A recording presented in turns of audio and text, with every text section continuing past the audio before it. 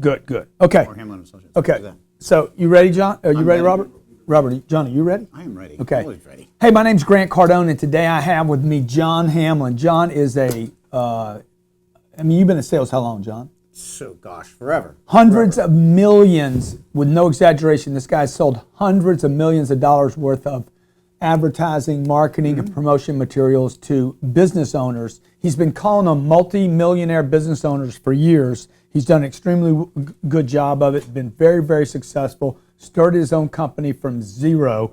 And I have John in here. He came in the studio today, or came into my office. I said, John, let's go do something on sales.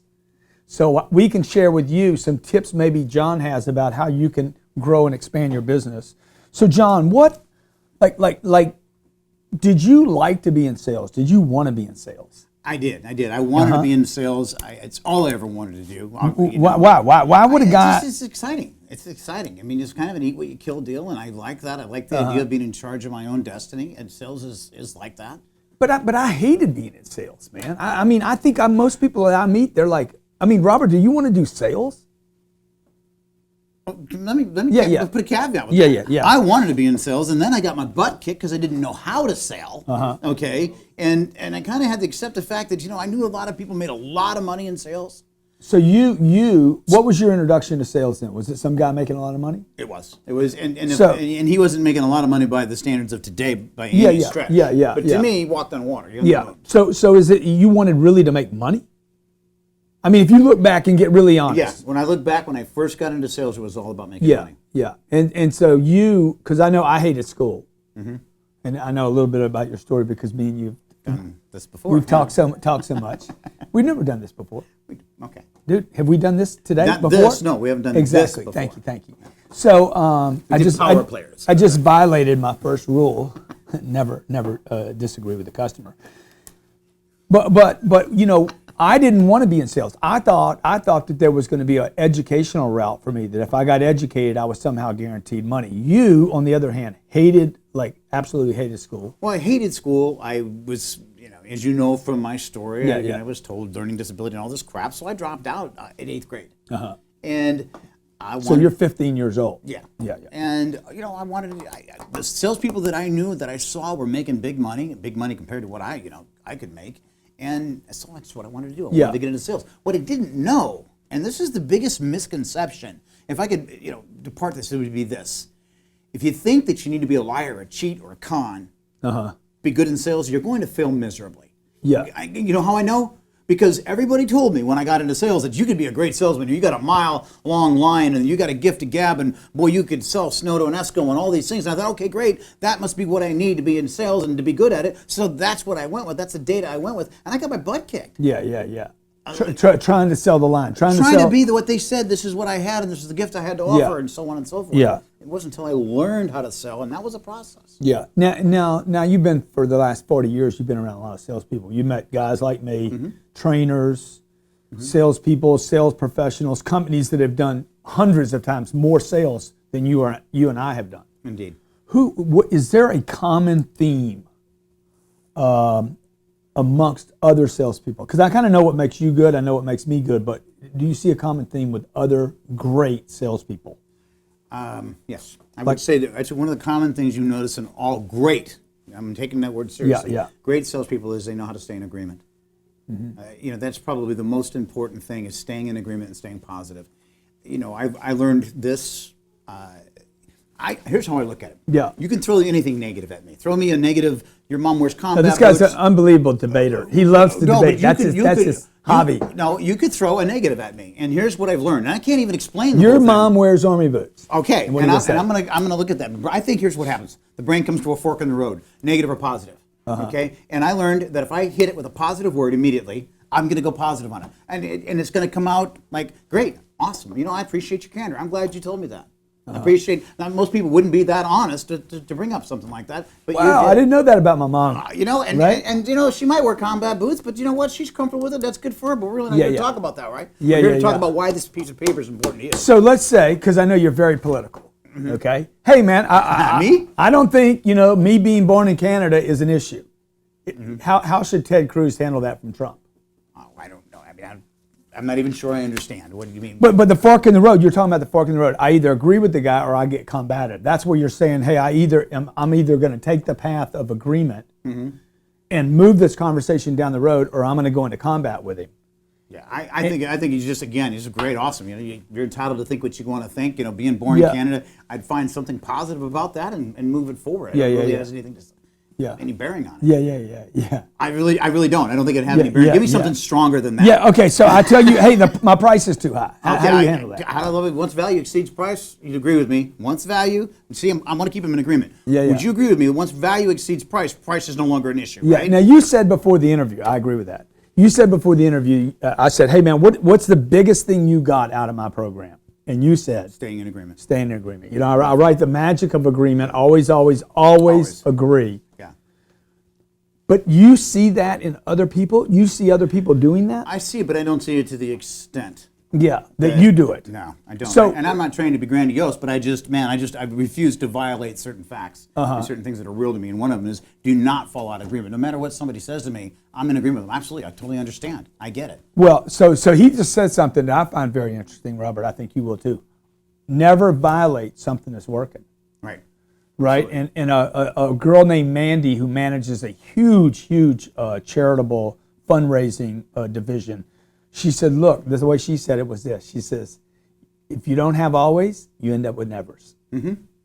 So your never is, hey, I'm just not going to disagree with people.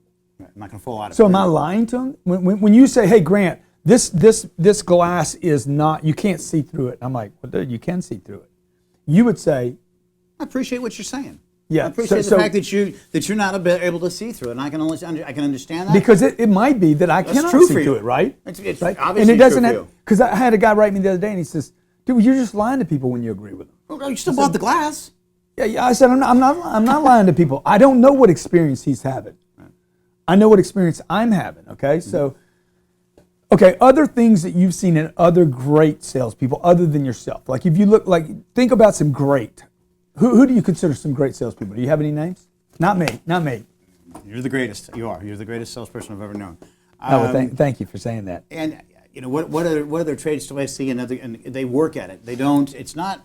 People think that it's mystic. You know, it's mysterious. It's you're born with it. You have a gift of gab, and the reality of it is you read, you work on it every day. When I get done doing a day of selling, I look back on my day. I reflect on it. I do this religiously and go, how could I make them that better? How could I have done this better? Yeah. What could have I said differently? I run scenarios. I mean, you're going to think this is crazy. No, dude, I did it. I still do it today. Okay, let me ask you this. Do you do this? I put myself to sleep thinking sales equations. Now, I probably make most people think that's weird. That is weird. Literally do it. I literally say, okay, they're going to say this, and I'm going to say that. That's weird, I'm man. think this. Okay. Some people masturbate. John goes through sales equations.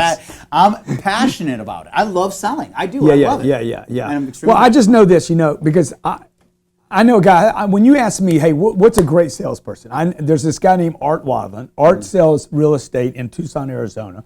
One of the best salespeople I've ever known about. I've never mentioned him on any kind of broadcast. He sells commercial. He sells big commercial.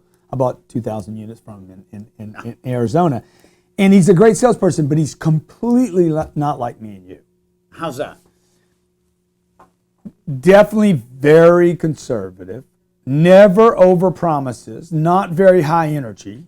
Trump would call him very low energy. Wow. The very things I exist on. Wow. No, totally different. And it was very interesting to see him because I'm like, oh wow, man, I'm not that guy. And it showed me how big sales is and that it allows for a lot of different personalities. And then when that became real to me that there was different personalities and it wasn't just our kind of energy. All of a sudden I started seeing all these other people. I said, what does that guy do well? He follows up great, systematic, keeps a pipeline full. That's why he's successful. And when I really realized what Art was doing, I said, oh man, this is a business, man. Sales isn't a career, it's a business. Right. You agree with that? Absolutely agree with that. And those things that you learn, following up with people, that in itself, okay, you can say you need to follow up with people. And in most sales organizations, that's about as far as it goes. Well, did you follow up with the guy? Yeah, I followed up with the guy. Wait a minute. What I learned from somebody is that if my competition follows up with somebody in 24 hours, I better be willing to follow up with them in 8. Yeah. If I'm not, they're going to win. And I don't want to lose. Why don't you share what you told me about ACT when you measure your guys' time? Oh yeah, they don't like that. They don't like that. I have a program at my office called ACT, and first off, we have a rule. It's a CRM, right? CRM, software CRM. When you're hired at Hamlin Associates, and the rule is this: if it's not an ACT, it didn't happen. If it's not in ACT, the CRM. Yeah, it didn't happen. So when I look at your ACT program and I see that you didn't do anything all day, don't tell me, oh no, I did, I just didn't, because if it's not an ACT, it didn't happen. Yeah. But I can literally go in there and I can. So that goes back to never violate what's working. Right. Right. Is that because you want to see it, right? Well, yes, I do. But so what it does is it really, honestly, some people I don't think they know. When I talk to my guys and said, look, the reality is you work 3 hours today. Right. They were kind of shocked. Yeah. They thought, I think they believed they actually put in a bigger day than they did. Look, that guy that posted on the internet that if you take $1.3 billion and share it amongst 300 million people, everybody gets $4.6 million. It says poverty solved. Dude, it's $4.36. The sad part you don't even do good math. The part is the sheeple that followed that. I mean, do you know how many people reposted that? Yeah. And without checking the math, can you imagine that? No, it's just let's forward it. But you see, what you're telling me, to me, is more about business than it is about sales. And so what I'm hearing you say is, hey man, agree with people. You have no advantage to just go into a disagreement unless you're a guy like Trump who uses it to get attention from mass media. But the guy spent 30 years that building his brand like that. So number one, stay in agreement. Number two, never violate what works, but you can't know what works if you don't look. John started looking at what worked in sales, reviewing every night what worked. What did I say? How did they respond? How could I say it better? See, when I was a 26-year-old salesman, I was recording. I had a little tape recorder, and I would record what you said. Then I hired my mom, and I had my mom take notes on the sales transaction. And she would be like, oh, when you said this to him, you lost him.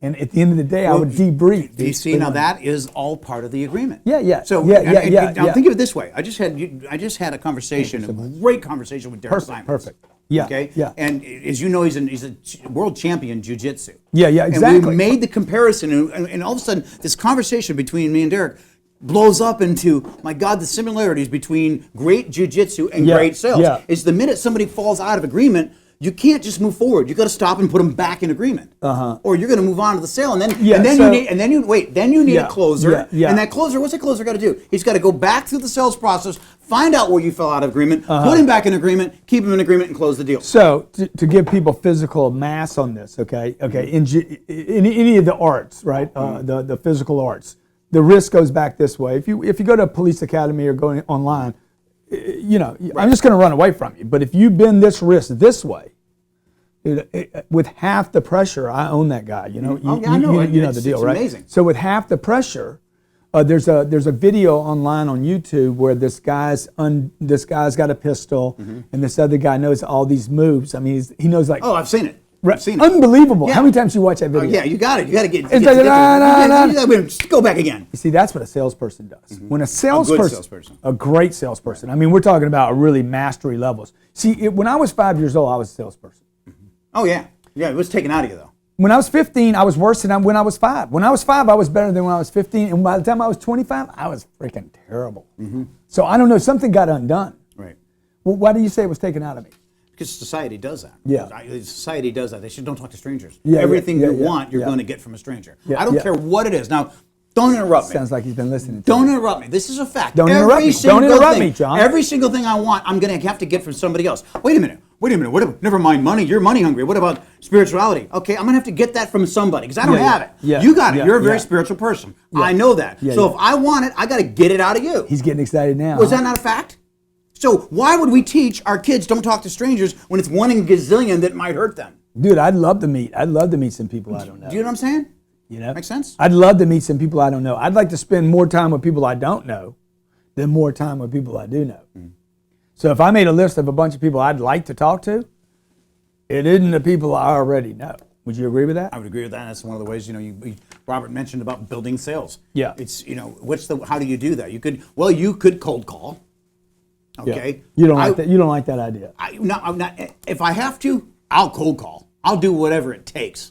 Okay, that's a fact. Yeah. Okay, but The reality of it is, I know enough people that I don't need to cold call. I prospect bird dogs. I prospect people that can. What does that mean? What does that mean? You prospect bird dogs? I talk to people that are centers of influence. I'll call you up and say, "Hey, Grant, who do you know in the insurance business? I got this product for the insurance industry that's going to rock and roll. Right. Who do you know? Right. Hey, rather than calling up an insurance guy straight, why not call him and say, "Hey, buddy, Grant asked me to call you." I prospect people that can generate leads, so that when I call the guy, he takes my damn call. Yeah.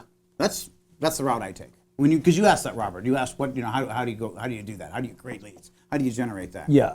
I generate it through the people that I know, through centers of influence, big centers of influence. And what would that call sound like if you're opening that call up? Because I know a lot of people are asking. Okay, so is there a process? Is it linear? Is it straight? Whatever you said. Is it? Listen, it's very simple. Yeah. People like to do business with people that they know. Yeah. Right. So if I called up, who's somebody you really? Well, respect? let's say my name was given to you. Okay. By who? By John. John Hamlin? Jack gave you my name. Yeah, what's Jack to you? Jack sold me a boat. Okay, Jack. So John Hamlin. Did I catch you at a good time? No, not really, John. Okay, no problem. I'm only going to take a second of your time. Jack asked me to give you a call. Is it cool that we talk? Jack? Yeah, the guy sold your boat. Oh yeah. He's Jack's a big guy, right? Jack. Yeah, he asked me to give you a Jack call. he sold me that boat for too much, man. You paid too much. What? You probably paid too much. That's the best way to go. I believe in paying too much. I'll tell you what. I always get the best service. I get to the front of the line. I never want to be a mooch. That was good, dude. I never ever want to be a mooch because you know what? But then definitely, I definitely paid too much. Well, you know what? That's Either good. That's I good paid because too you know much the or first time you need service from Jack, and let's say there's 5 of the guys that need service at the same time. Yeah. You now what's he paid his doing right rent, now? right? Who's he going to talk to first? Who gets put on the top of the pile? You're yelling at me. Well, this is. Are you kidding me? This is real. Yeah. This is the spirit of John. This is the essence of John. Now, are you going to enter that call into act? Absolutely. You, the business owner. Absolutely. Don't lie, John. No, absolutely. John, you're not a CRM guy. Dude, it will get entered into act. Who's going to enter it? It might be Annie, but it will get entered into act. So you hate basically. No, I just sometimes I get overlapped, but I do not let it not get entered in act. I'll call out, I'll get another call. Grant's on the phone. Okay, I can't forget this. Annie, put that in act for me. Bang, I'm on the phone with Grant. I'm rocking and rolling. I'm moving on to the next. Yeah.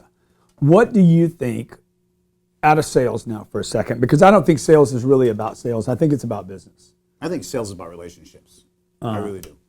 To me, the best sales that I have are about really good relationships. These people know I'm not trying to make money off them. I'm trying to make money with them, and they know it. They get it. They truly grasp. That's what they're getting with me. I'm not some guy that's trying to come in, knock their head off, and then take off. I'm a guy that's coming in and is going to try to help them grow their company, grow whatever it is they're doing, help them through it, and together we both walk out winners. Yeah. And they know. Okay. But that all sounds good. Okay. It all is good. It works. Yeah. Okay. Good. But what does it mean, dude? Sales is about relationships. I mean, let's say I sell a $1 product or a $10 product or a $100 product. I need some more sales because if it shows up that I sold one item, I need some more of those items, right? So what does that mean? It's a relationship. Yeah, I want you to win, and you want me to win, and everybody's going to win together. I learned this from a great sales trainer. It sounds like you're voting for Bernie. No, Bernie Sanders. You want everybody. Well, let me ask you a question. Everybody's going to be winners. Let me ask you a question. You're All I'm saying, can you just hear this out a second? Oh. Okay. All I'm saying is I need another sale. And I think when we say sales about relationship, I find my best customers. I get great customers. There's 2 people. No, I get great customers. Wait. Can I finish? You've been finishing for forever. No, I get great customers when I go this way. The more customers I get. I'm all about that. I'm all about that. But here's 2 guys. One you don't know, one you got a chance that you know them, okay? You're not going to get your enemies to give it to you. Okay? So, it's the relationships that you're going to sell. It's also the relationships that are going to open up to you and line up 10 more people for you to sell. The guy that doesn't know you is probably not going to help you as much as the guy that knows you. So cultivate the relationships. Good. Okay, so I sold him. All I'm asking you now is. And now I'm going to get 10 more off of him. Because he's going to team me up with 10 of his friends. Yeah. Would you agree? Would you? I mean, referral business is strong business, is it not? Well, I'm just telling you from my experience, the more quantity of custom, we've done it here, man. I've done it both ways here. But when we went wide, when we went from 10 customers to 10,000 customers, I didn't even have to ask for referrals anymore.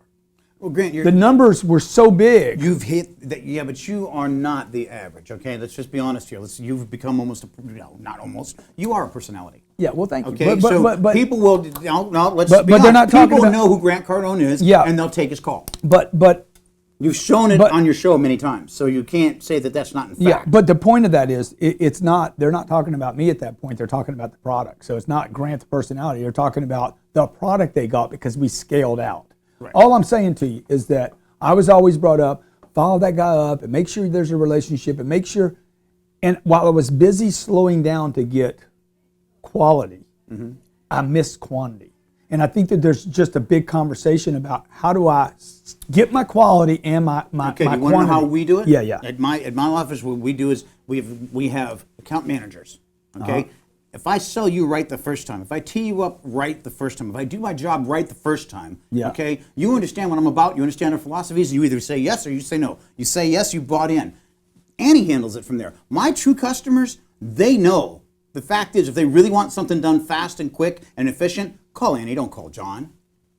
Okay, so what's that do? That allows Annie does all the farming. What does that leave me free to do? Hunt. Okay. The problem with sales is you get stagnant because you're constantly farming. So you're not actually doing the follow-up. No. You're not doing the touch. No. So you put somebody in place to do the touch Right. so you could go do the quantity. Now, occasionally she might tap me and say, "Hey, look, I'm having a problem. Yeah. You know, this is going backwards. This Yeah. is walking Yeah, backwards." yeah. I dive right in. I find out what the problem is. I fix the Right, problem. right. Put the person back in agreement. Yeah. Okay. Yeah. And then I'm busy out hunting again. That's interesting, But what you are saying is you're supporting the idea that you need quantity. Absolutely. Absolutely.